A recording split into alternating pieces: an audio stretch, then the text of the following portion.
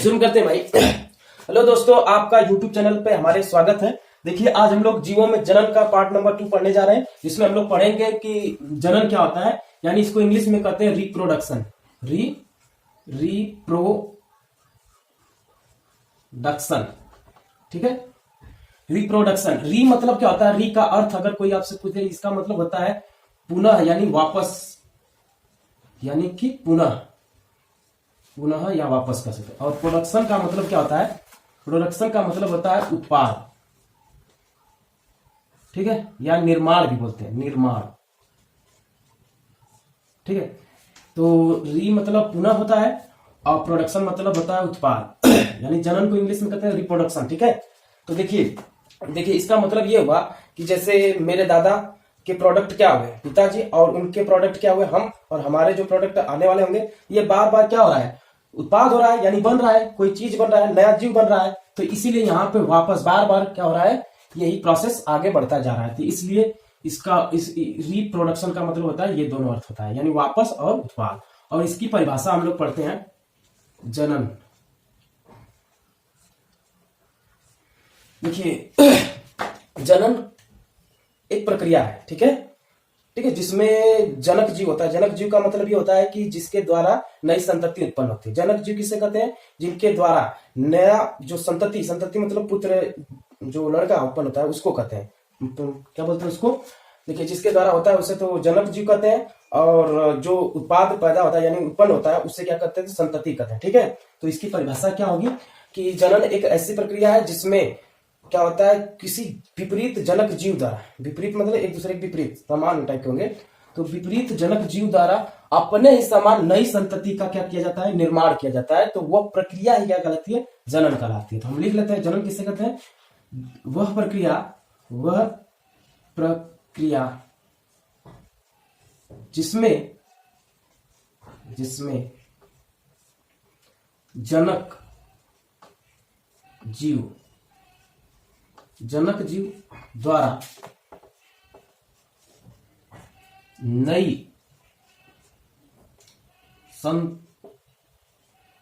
संतति का निर्माण होता है, ठीक है। उसे क्या कहते हैं? यानी उस प्रक्रिया को क्या कहते हैं? जनन कहते हैं। फिर से सुन लीजिए, वह प्रक्रिया जिसमें जनक जीव का मतलब जिसके द्वारा उत्पाद, यानी जो शिशु उत्पन्न होता है, ठीक है, या जो प्रोडक्ट बनता है, उससे उन्हें कहते हैं, जैसे माता पिता हो जाएंगे, वो जनक जीव है, और उनके द्वारा क्या होगा? नई संतति क्या होगा? निर्माण किया जाएगा, ठीक है। संतति का मतलब वही प्रोडक्ट, जो उत्पाद होगा, ठीक है। तो ये एक प्रकार की प्रक्रिया है, ठीक है, जिसमें क्या होता है? जनक जीव द्वारा नई संतति उत्पन्न की जाती है, ठीक है। उसे क्या कहते हैं? जनन कहते हैं। इसको इंग्लिश में रिप्रोडक्शन कहते हैं। और ये कितने प्रकार का होता है देख लेते हैं, जनन के प्रकार, टाइप्स ऑफ रिप्रोडक्शन, ठीक है। देखिए, जनन जो है ना, मुख्यतः दो ही प्रकार के होते हैं। एक होता है लैंगिक जनन,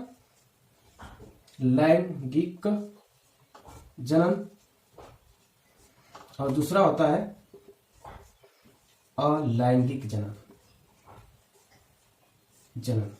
ठीक है। अनसेक्सुअल और सेक्सुअल, यानी सेक्सुअल और अनसेक्सुअल, ठीक है। तो लैंगिक जनन किसे कहते हैं? तो ये भी क्या है? जनन यहां शुरू करेंगे, ये भी एक प्रक्रिया है।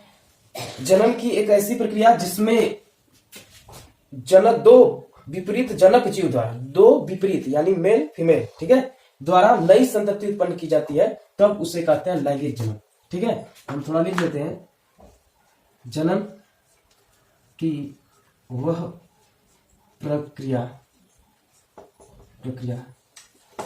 जिसमें विपरीत जनक जीव द्वारा अपने समान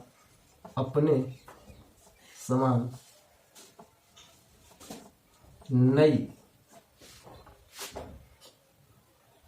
संतति उत्पन्न की जाती है, तो उस प्रक्रिया को क्या कहते हैं? लैंगिक जनन कहते हैं, ठीक है।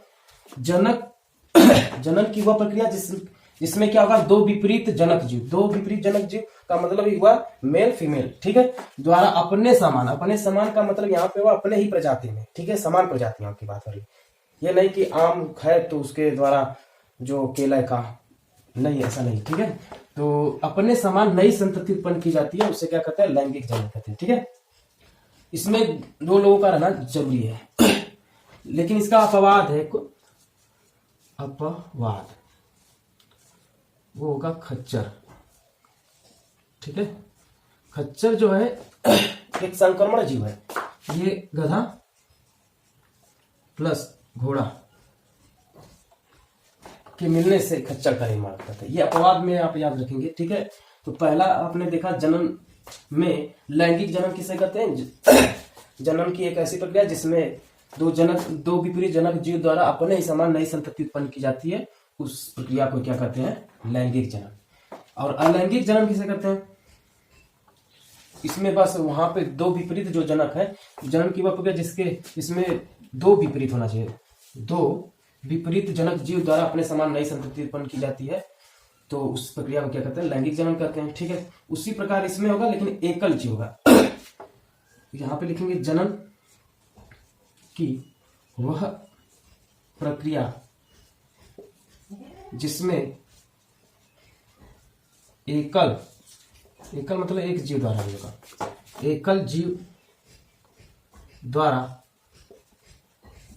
अपने ही समान, इसमें क्लोन बनता है, एकदम अपने ही समान नई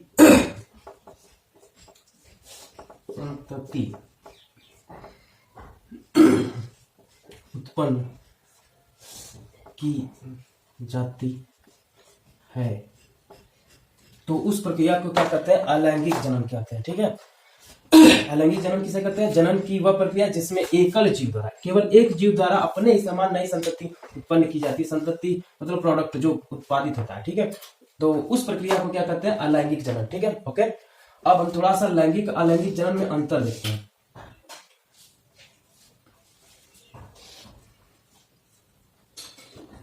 लैंगिक जनन तथा अलैंगिक जनन में अंतर, ठीक। अब हम लोग देखेंगे थोड़ा सा अंतर इसमें, लैंगिक अलैंगिक जनन में क्या अंतर होता है, ठीक है। तो देखिए जगह तो कम है, देखिए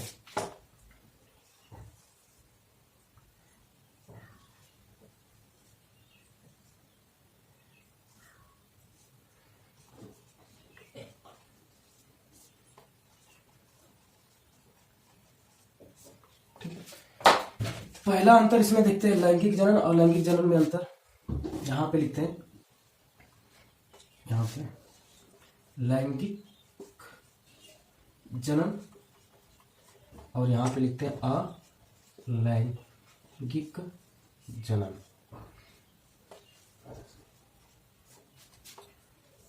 देखिए पहला मुख्य मेन अंतर तो पहला यही है, ध्यान से देखिए, लैंगिक जनन में दो जीवों की आवश्यकता होती है, इसमें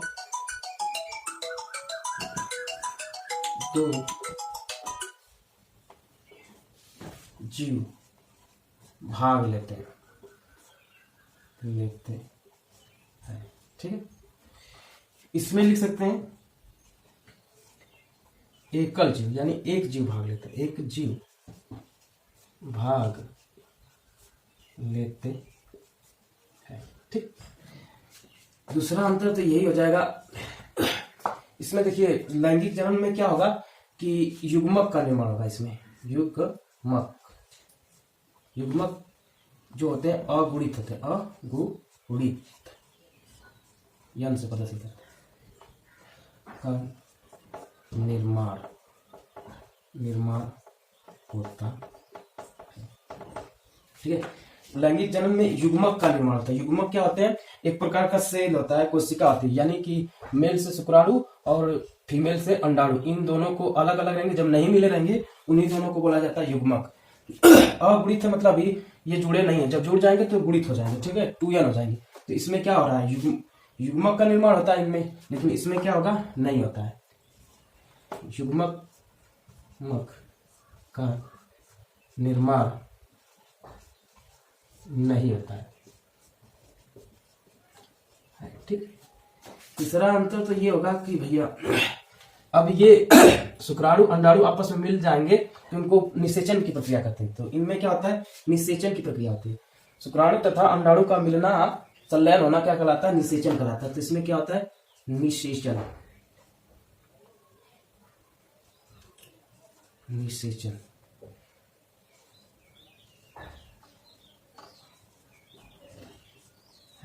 ठीक है, इसमें लिखेंगे नहीं होता है। ठीक है, जब निषेचन हो जाता है तो उसके बाद दोनों जो सेल है आपस में मिल जाते हैं, एक नया सेल बनता है, तो उस सेल को बोला जाता है युग्मनज। तो इसमें चौथा अंतर तो यही होगा कि युग्मनज का निर्माण होता है। इसमें युग्मनज का निर्माण